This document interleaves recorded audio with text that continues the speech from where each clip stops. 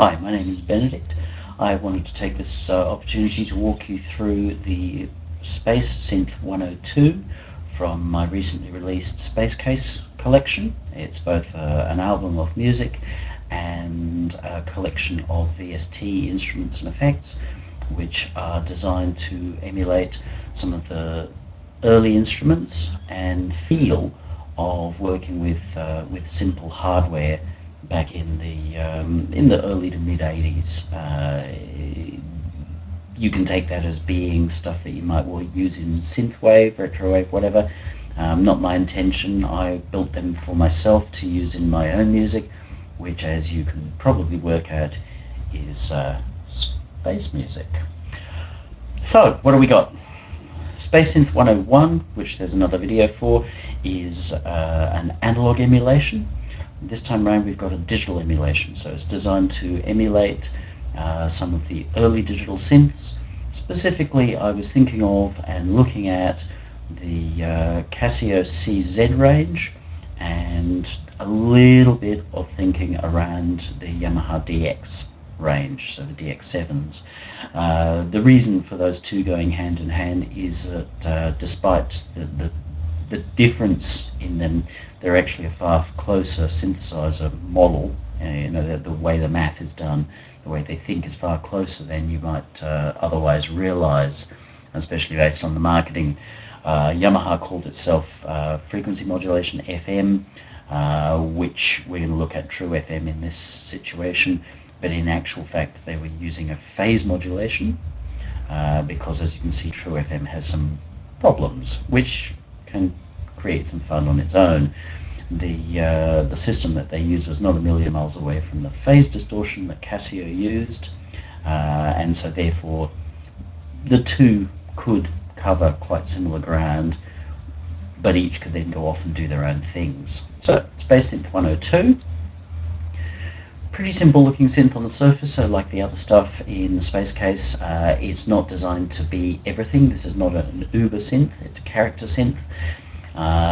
You might say, oh, but I can't see any LFOs, and there aren't enough modulation envelopes, and this, that, and the other. If that's what you're looking for, then go look at something else. If you're in Reason, you've already got Europa. That's designed to do 11 billion things at once, and believe me, it does a beautiful job of it. But it won't quite do what this does in exactly the same way this does it. So it's character that we're looking at here. What we have at heart is a phase distortion oscillator, but it's actually a pair of oscillators, which we'll get to in a moment. So phase distortion oscillator, basically a sine wave, and by doing some math, we can modulate or morph from a sine wave up to the target oscillator shape.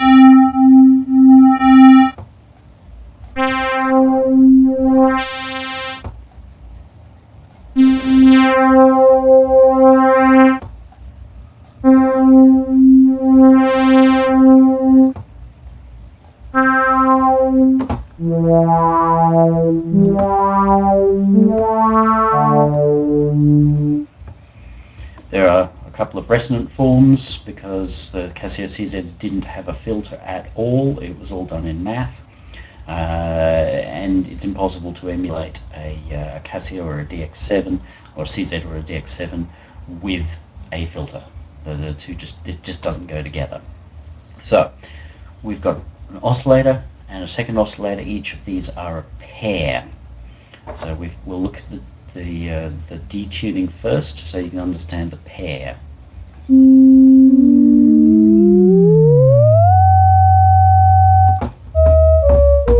Listening in stereo, you'll hear that your left ear has gone down and your right ear has gone up. Maybe not your ears, but what you're hearing. So we've got a pair of oscillators, and you can detune each of those separately from each other. You've got the coarse detune, which we've looked at, or a fine detune. So in some ways rather similar to the spread knob, which you find on synths like any of Rob Parpin's instruments. Starts out seeming like one oscillator, you turn up the spread knob and things move apart in tuning and panning. Simple, always sounds great. Pitch. This is a slightly unusual way of setting core pitch, but there are some reasons which allow this synth to behave differently. We've got 16 different ranges, so from small up to huge. We can modulate that freely, or we can quantize 2 steps.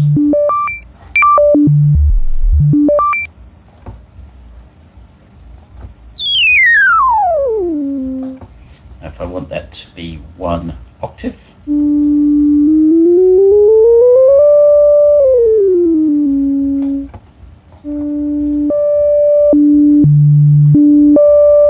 so it's a plus minus, and you can choose how you want that to behave. Entirely up to you. It's going to be situation dependent, and as you'll see in a moment, it can actually change the character of the sound that you're building. So single oscillator, we've got another one of these little suckers down here. So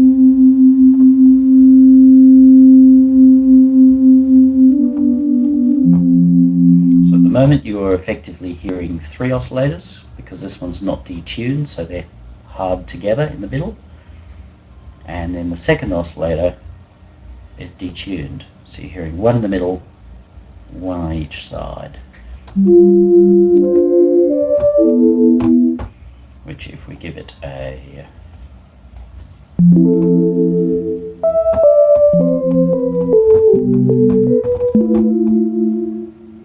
cool electric piano type thing. Pair of those, we'll get rid of the detune. Pitching here is a little different. You don't get the range option here. Just didn't think it was really necessary to duplicate it.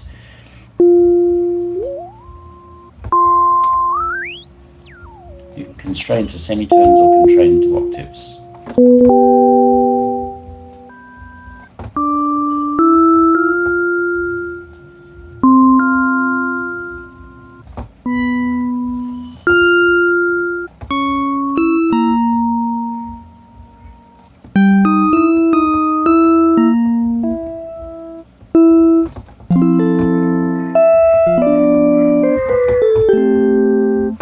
Again, very simple DX Casio CZ type sounds. Not super exciting on the surface of it compared to a sound coming out of a Europa or some kind of Uber synth. It's not meant to be. It'll sit in a mix, it'll do its job beautifully, and have nice little character whilst it does it. So that's one thing that this is designed to do. There is a filter off on the side. I don't really need to go into filter too much. We'll probably look at that a little bit later. Now here's where this instrument starts to step out and be really unique. You have the opportunity to apply true FM from the second oscillator pair to the first oscillator pair. So it's applied from one to the other. If I can manage to get those two right. Yes, there we go. Take some time to understand that, because if you just assume that it's generalized, then it's going to behave a little differently to what you think. Or you ignore that and just hear what it does. We'll turn our sustain back up, get rid of our enveloping here, turn them just back into pure sine waves because it's just easier that way.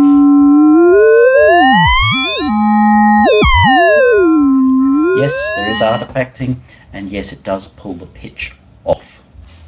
As I said, this is why Yamaha, despite calling it FM, actually delivered a kind of PM for their instrument engine. So straight away you can hear that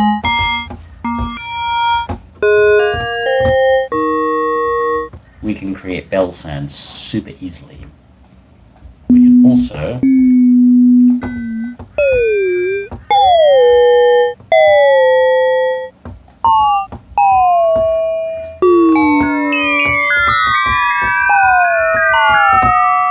you may well be going, that's a totally useless sound. Your call.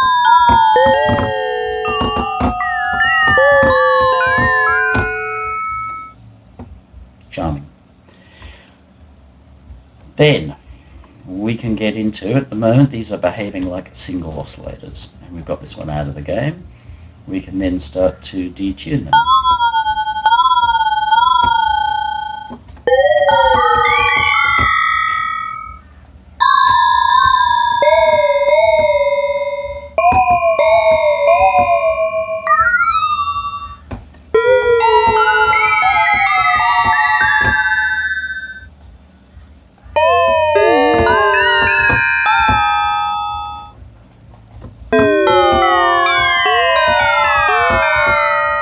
Here we're getting really complex sounds now.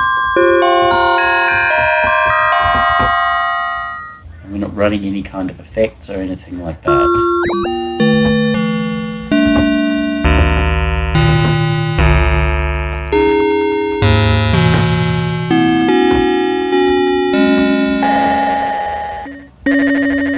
Yes, as we get high, we'll end up with Nyquist issues, but so did the original instruments.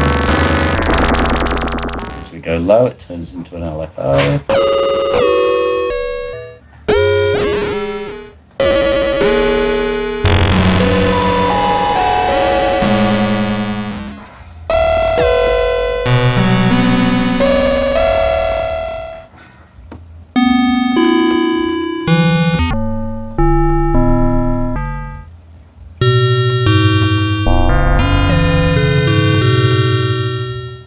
So really, really nice for belly type sounds, which of course means that it's also going to be really nice for pad type sounds.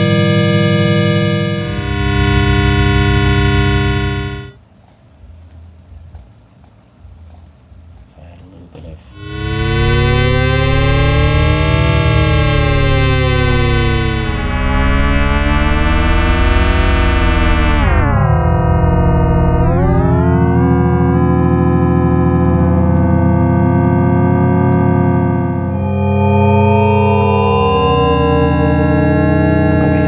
movement. Now, you may not want that pitch movement in your piece. That's your call. It's part of the nature of the instrument. We can then start looking at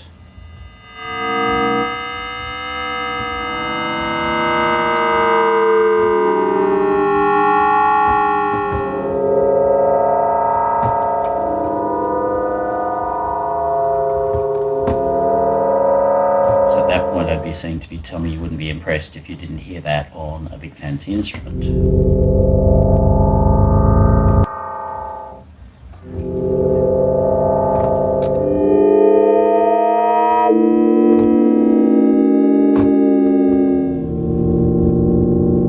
By turning off the envelope controlling to the filter, even though we do have pitch movement happening there, the filter has minimized how much we hear or feel that.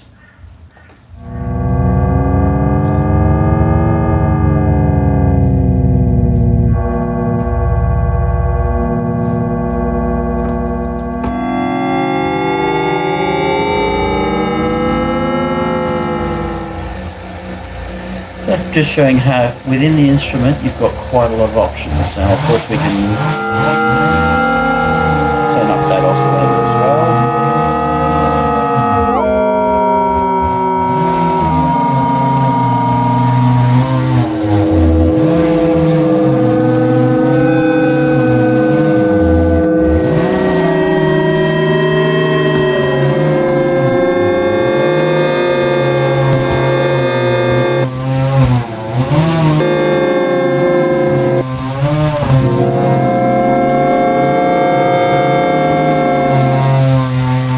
Let's for the moment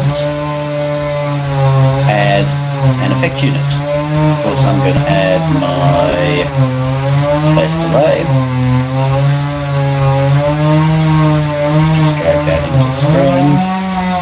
Pop that fella over there.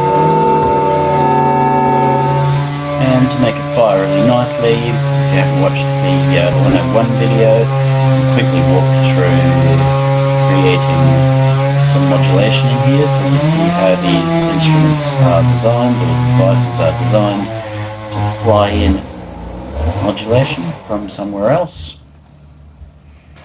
We'll assign that to fine left and fine right. Wire them up. 1, 2. Wired up. We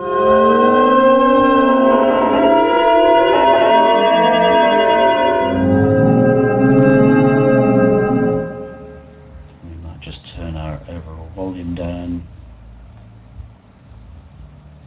just a wee bit.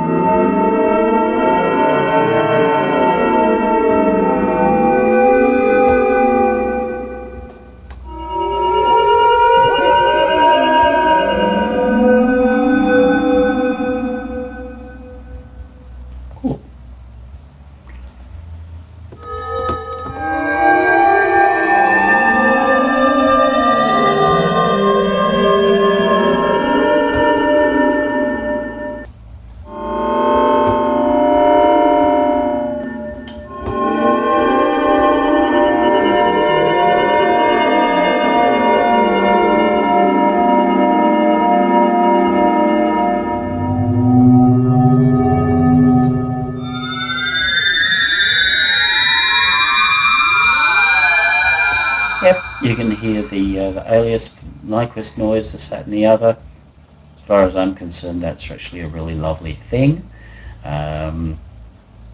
because it is very much the nature of that kind of instrument to do that. If you see that as being a failing, that's entirely up to you. There are a million instruments out there that are super clean.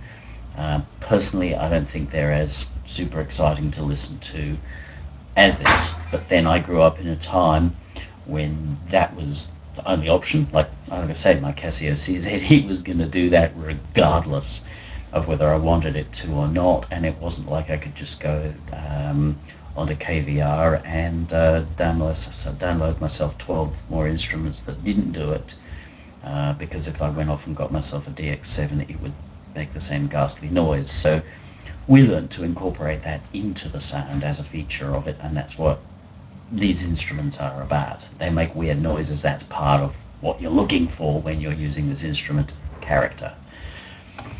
Now, what we can do here, remember we're missing LFOs, we'll use our spare LFO here. We'll wire these fellas in. Let me just open him up and lock him open again. Turn our LFO on. What would we like to assign this to? Let's assign it to detune coarse. Why not?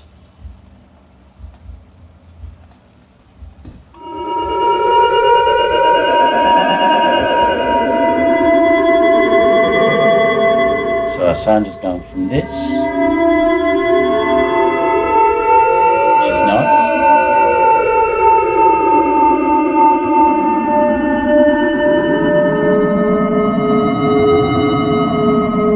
Adding a whole other layer. It's added depth in tuning, width as well at the same time. So our sound has become really quite large.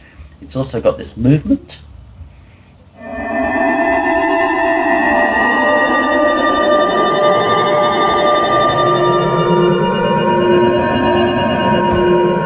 And I'm feeling very Logan's Run. Cool. What if I moved this to the pitch? Put that back in the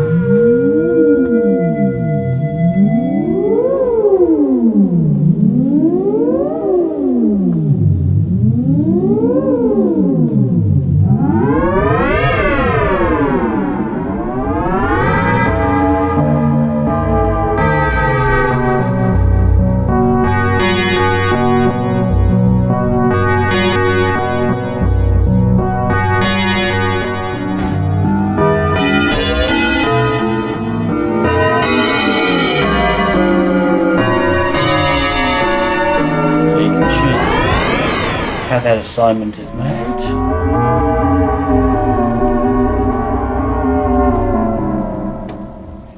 Let's apply something else. Let's do the detune on... Actually, no, let's not do that. Let's do phase distortion mount on oscillator 2.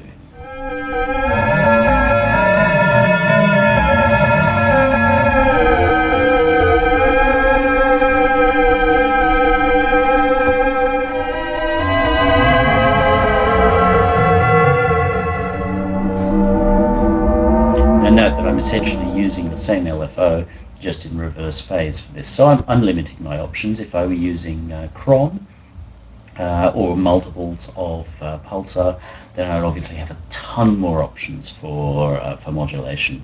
But rather than bogging down and doing a trillion things, just showing you how even applying a couple of modulations from outside,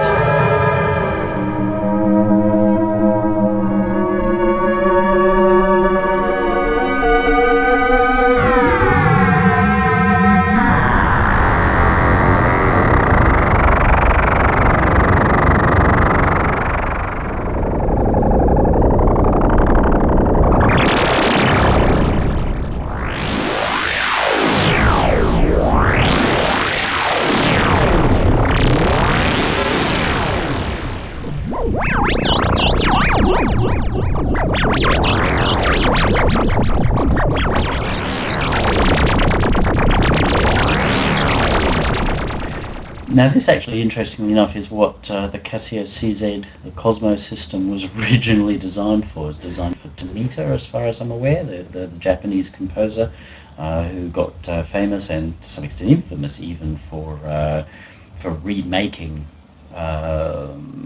orchestral classical pieces, things like Debussy and Holst's The Planets, which really upset the Holst family. Boo-hoo, I think is an amazing piece of work, whether you like it or not. So you can hear how this sounds quite a lot like analog modular, because it was optional to do a whole lot of modulation using more complex waves than your Moog modular type thing. Sorry, Moog modular if you're fussy, but in Australia if I say Moog, even to synthesists, they'll go, you fancy pants. So we can use more complex waves if we like.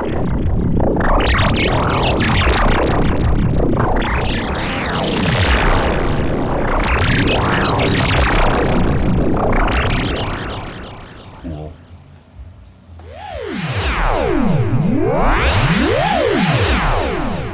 Let's move that to something else, just straight pitch.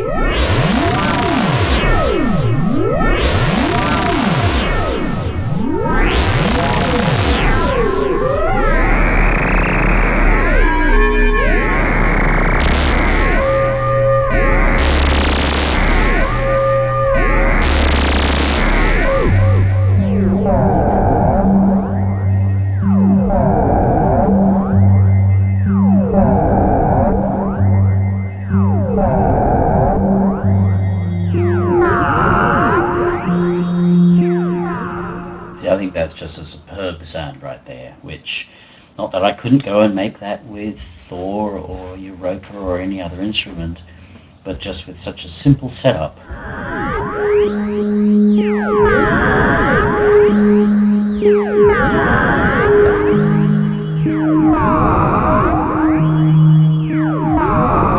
got what I believe is a really, really evocative sound that I could use in lots of situations. I'm not even really playing around with a filter here. I've shown you quickly through what it'll do, but these are the sorts of sounds that we can get from it if we start using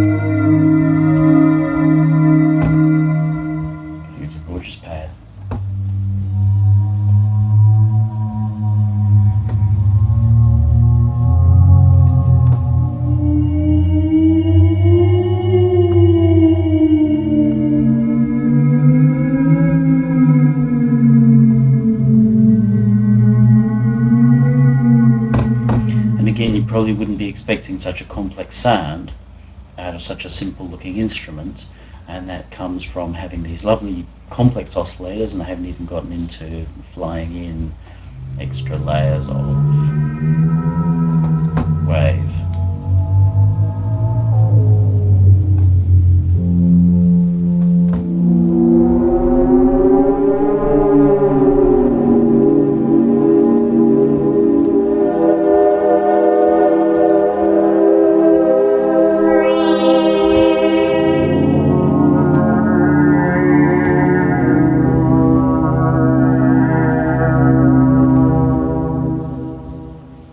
Again, we'll turn off the delay.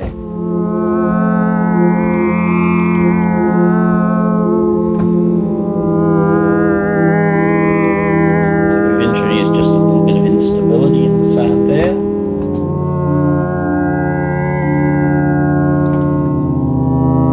Nice, neat, tidy digital, which we'll say is thin because it's too well behaved. Bit of instability, put on some effects.